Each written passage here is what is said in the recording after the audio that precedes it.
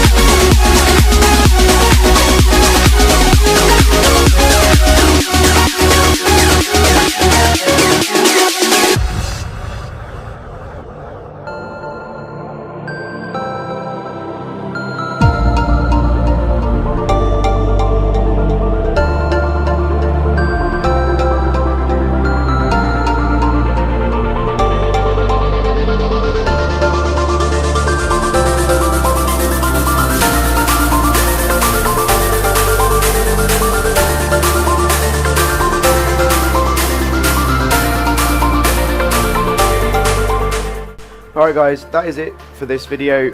As you can see, the 24 pin I got quite annoyed by because there wasn't any cable tie down places for it to go. But yeah, thank you very much for watching this video. Don't forget to like, comment and subscribe. Check the links down in the description, and I will see you guys in the next one. Adios.